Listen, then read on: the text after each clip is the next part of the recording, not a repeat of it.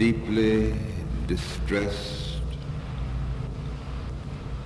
because there is so much that is dependent upon us as individuals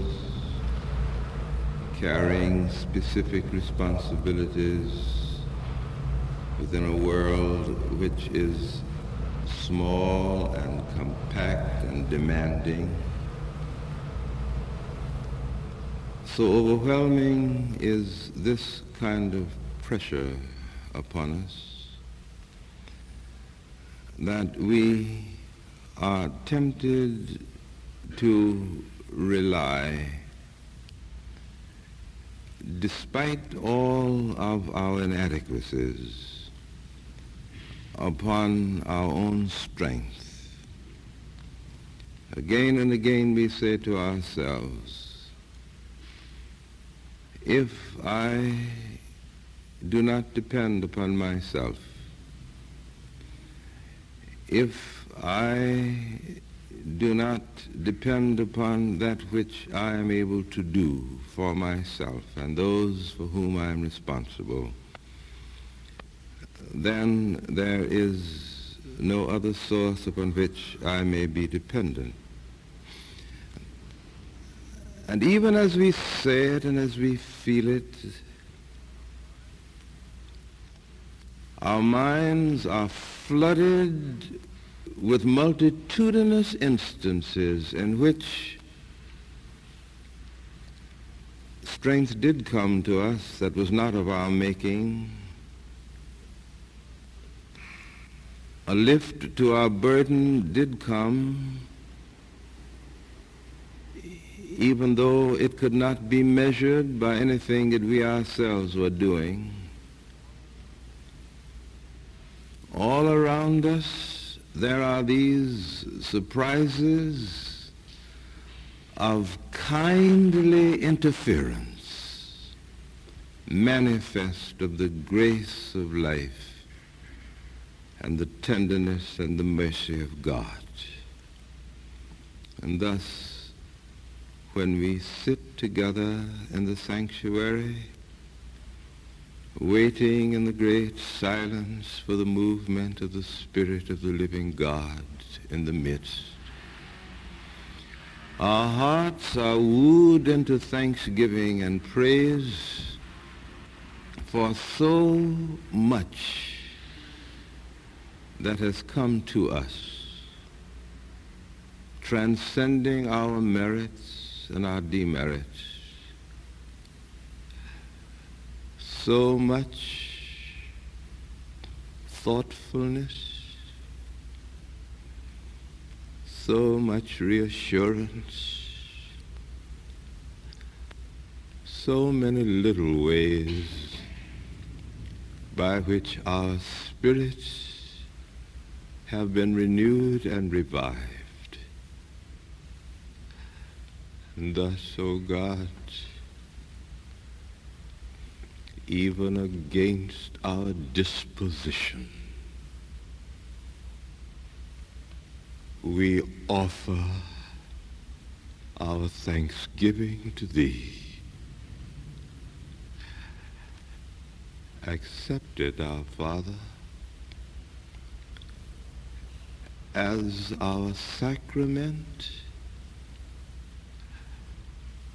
and as our offering to Thee,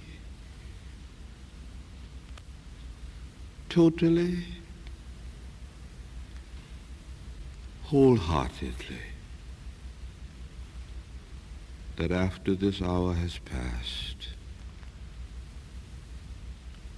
we may know, each for himself, that we are Thy children, and Thou art our Father.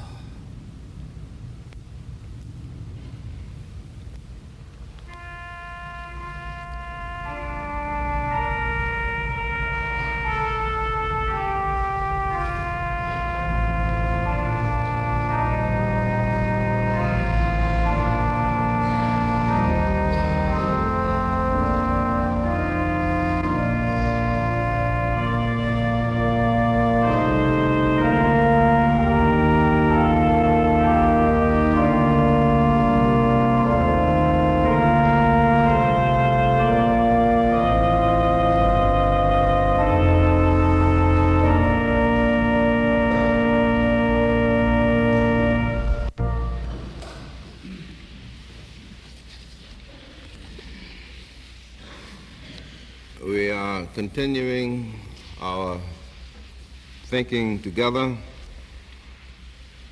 on the general theme of disciplines of the Spirit,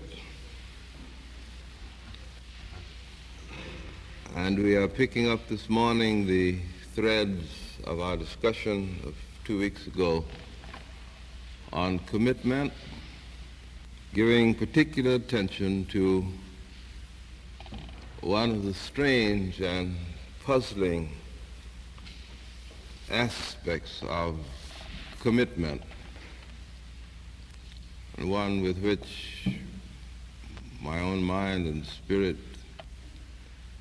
have wrestled for a long time. And even now I'm not sure what it means.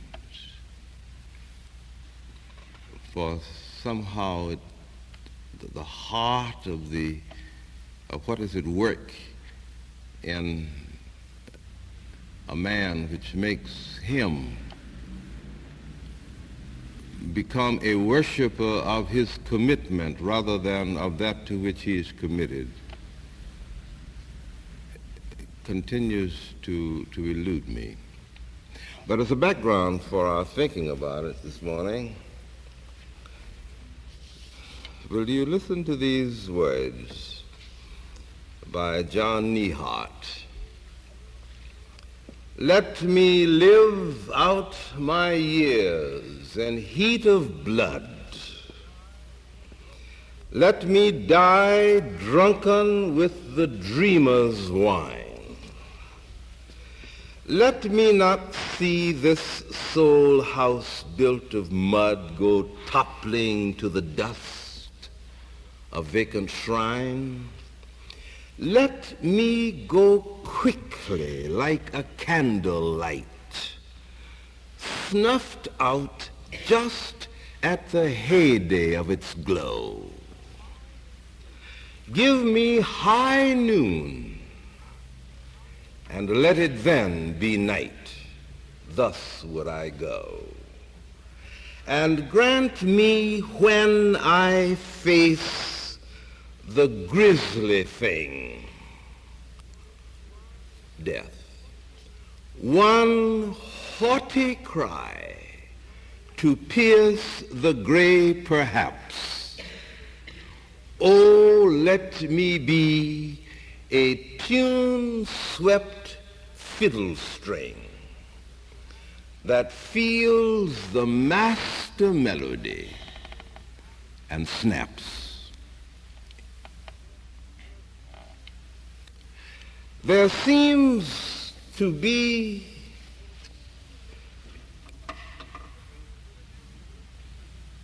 deep within the spirit of man a nostalgia for perfection, as if there is an echo, no, not that, a rumor moving through all of the corridors of a man's life that perfection is his heritage and perfection is his goal. This is a very extraordinary thing, this nostalgia for perfection that we all have. Socrates suggested that we have it for a very interesting reason. We don't have to accept his doctrine, but it's instructive for the groundwork that we want to lay. Socrates says that the soul of man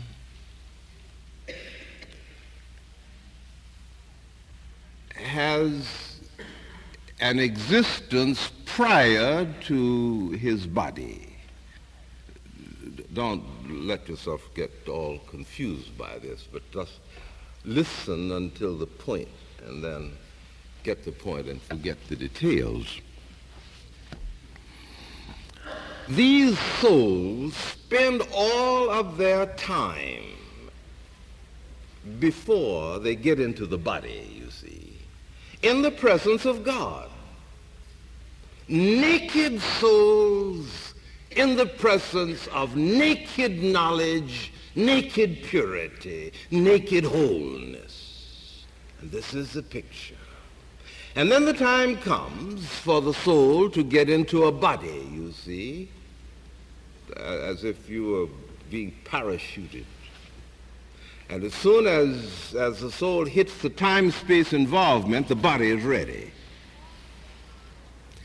And all the time that the body is alive,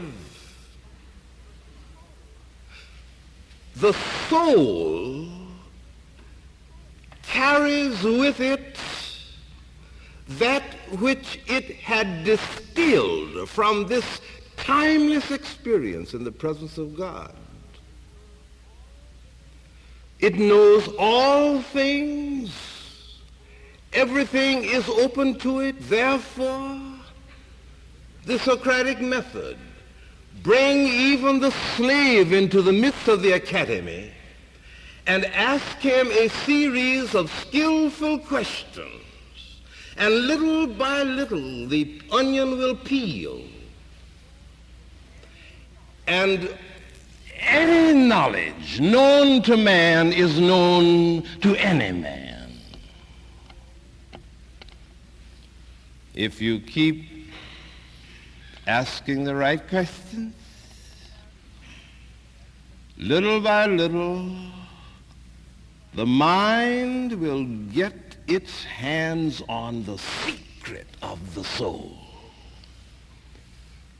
This notion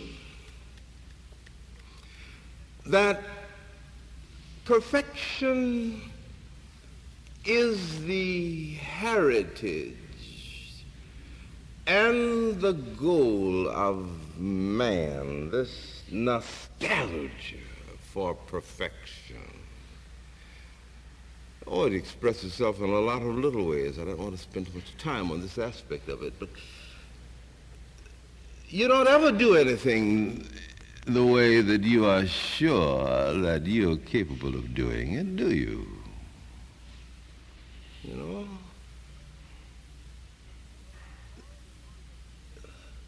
Always the deed is being monitored by perfection. And we even dare to dream that if we could live long enough, then there would be time enough, time sufficient to iron out all the limitations, to do the perfect thing, to be the perfect thing. Therefore, the Master says, be ye perfect, as your Heavenly Father is perfect. It's a reverberation of the same refrain, this nostalgia in the human spirit for perfection. Now, when a man is committed, when he brings to bear upon a single end all of the resources of his life, given their impetus and their guidance by the yielding of the nerve center of his consent,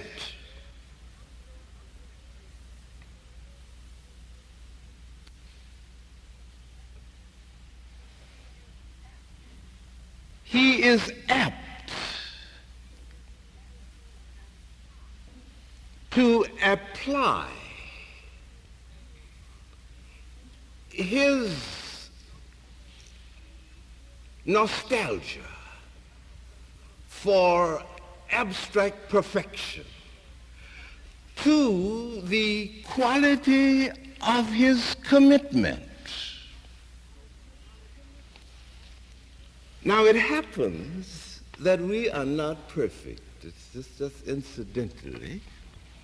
We are not perfect.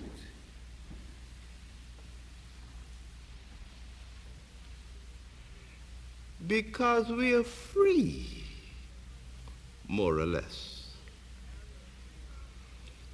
And freedom means, if it is real, means the possibility of error.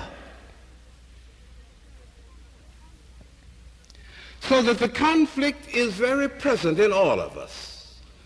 The nostalgia for abstract perfection, the recognition that we ourselves are not perfect. Now, if in my commitment, if I can make my commitment sufficiently fierce, if I can make my commitment sufficiently absolute, if I can make my commitment sufficiently binding, then the integrity of my commitment becomes the way by which I fulfill the private demands of the nostalgia for abstract perfection in my life. So I offer the integrity of my commitment, the almightiness of my commitment. This is my perfection.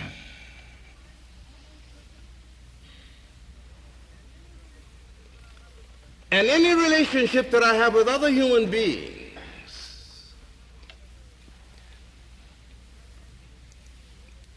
that reveals limitations, that reveals error, the closer I get to them, the more I feel threatened by them. So,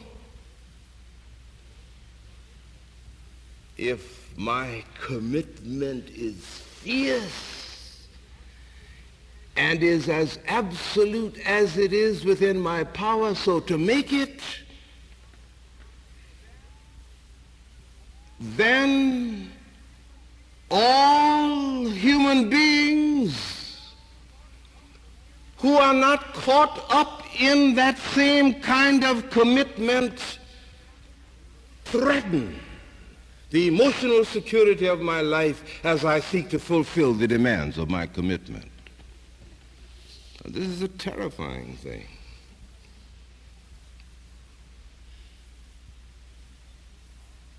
It makes me hard. It makes me unyielding. For if I admit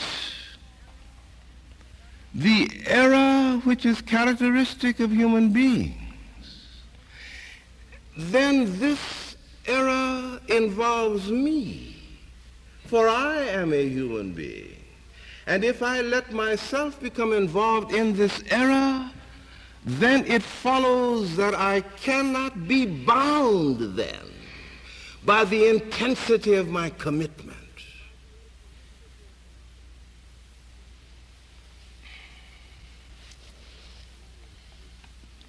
Now, there are many illustrations of this.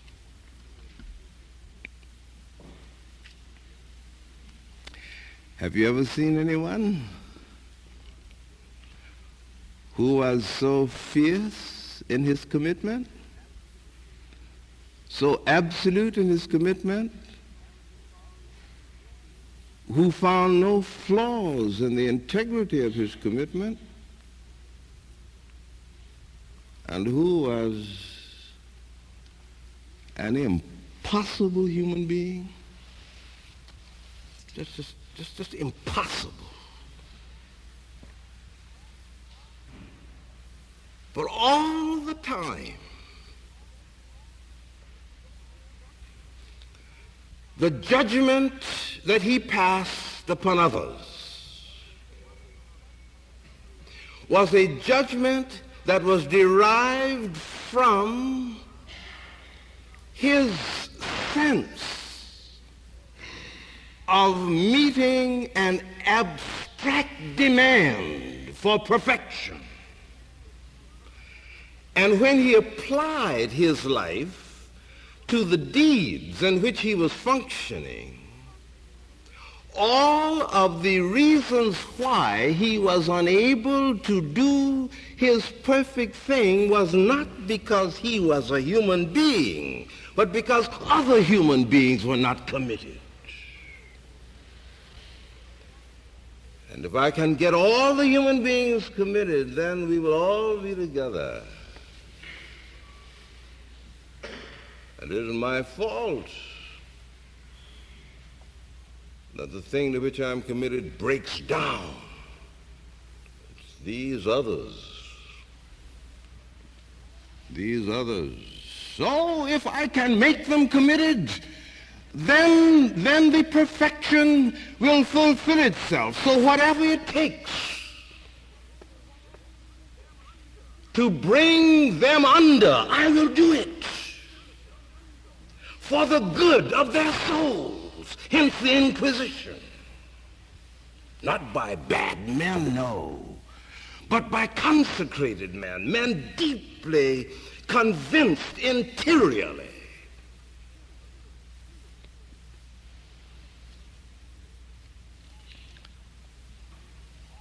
But they had a moral demand placed upon them. And that was to bring you in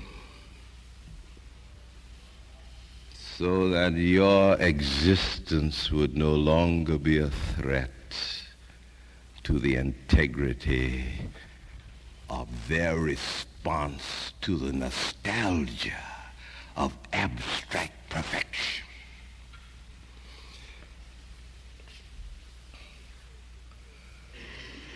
This throws some light on one of the most exciting human beings in our political history. And what I'm about to say now has no political overtones. Any political overtones that you get from this are irrelevant.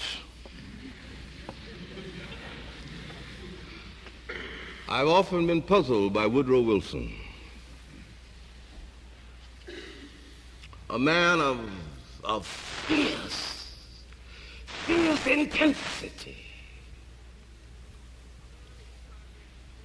a man who by the sheer illumination of his wholehearted commitment was able to stand for one staggering moment at the pivotal center of all the life on the planet.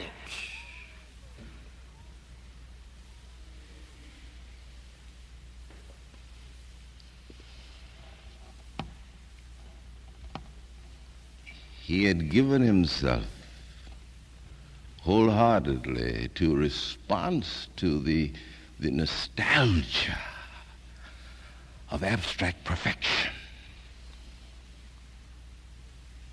And this became his commitment.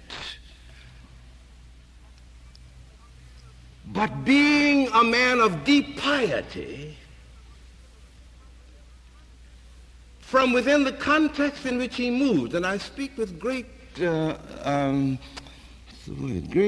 reverence for his personality, from within the context in which he moved, he was doing this for God. It is out of his piety, this deep piety, this baptism in the insights, certain of the insights of the Bible, the fierce kind of consecration of his life. It is out of this that he felt that he was moving. And with what result? You remember? In the book by McCombs, How I Made Woodrow Wilson President, you may recall reading it when you were younger.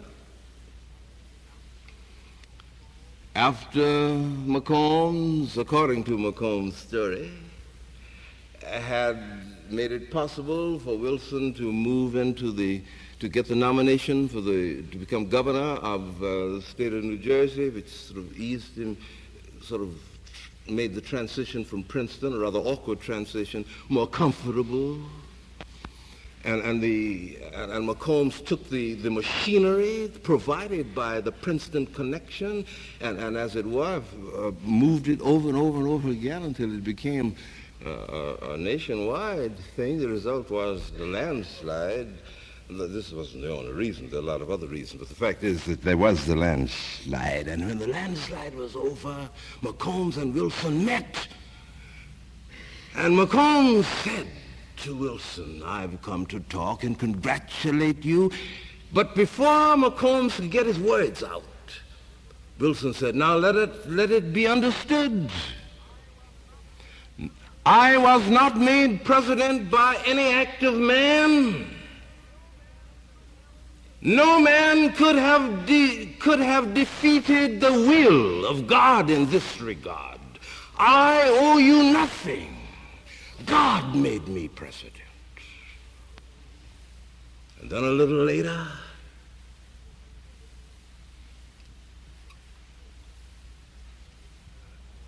after the First World War, and there was a man in the Atlanta federal prison, Eugene Debs, who'd been there a long time. And many forces of goodwill in the country were concerned about this. We need not involve ourselves at the moment in the merits or the demerits of the case, but the issue is clear. When they appealed to Wilson, they were sure that the man who had spoken on behalf of all of the downtrodden and the people who had been under the foot of the tyrant would out of what does God require of thee but to do justly and to love mercy, give this man Debs his freedom. And Woodrow Wilson, on the grounds of the integrity of his moral commitment, could not do this. And then there came into the White House after that a man with whom moral commitments had had no association, scarcely.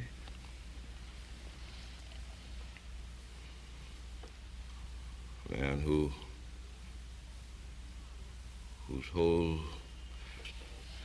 life in that most responsible office which we have was not a very happy one for the health of the land, Warren Harding.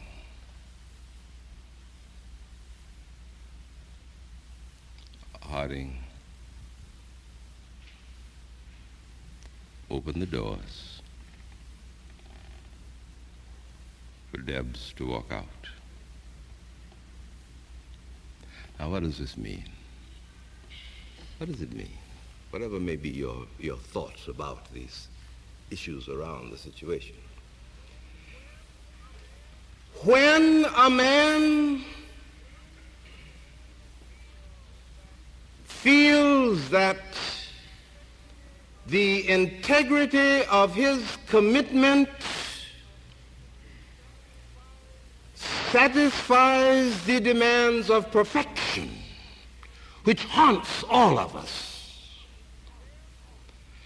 then an important eclipse takes place in his spirit.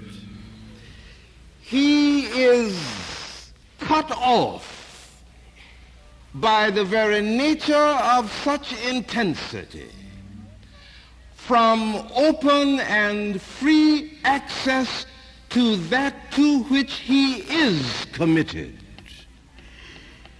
Men do over and over on behalf of God, for God's sake, out of great moral intensity and fervor, that which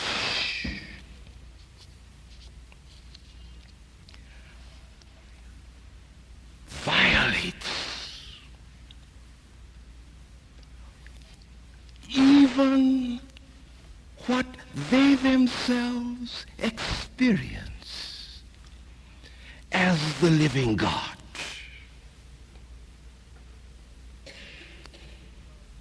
I make of my commitment an idol when the commitment itself becomes more important than that to which I am committed. This is all I'm trying to say.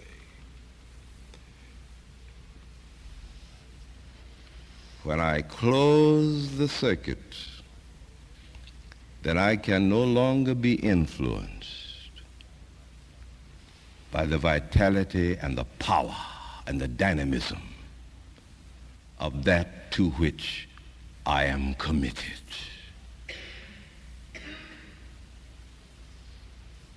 Thus,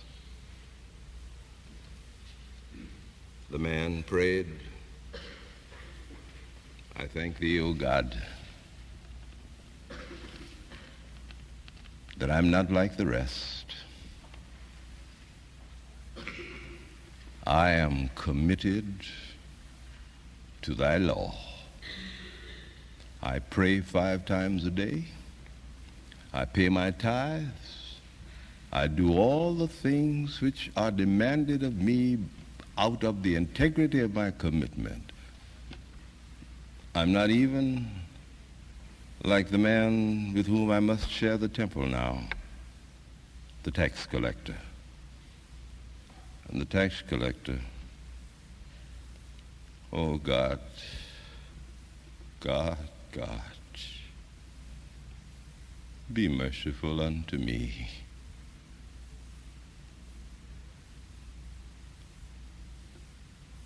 A sinner.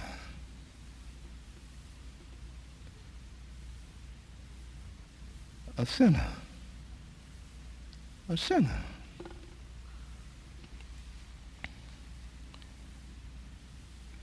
The words are so weak.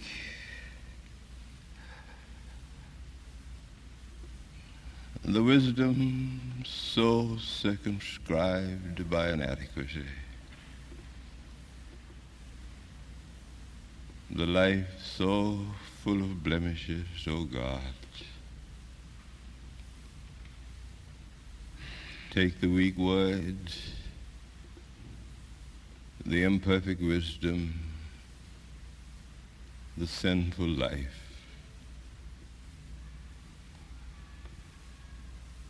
Fill them with thy glory, that thy truth may not die. And for us, our Father, this is enough.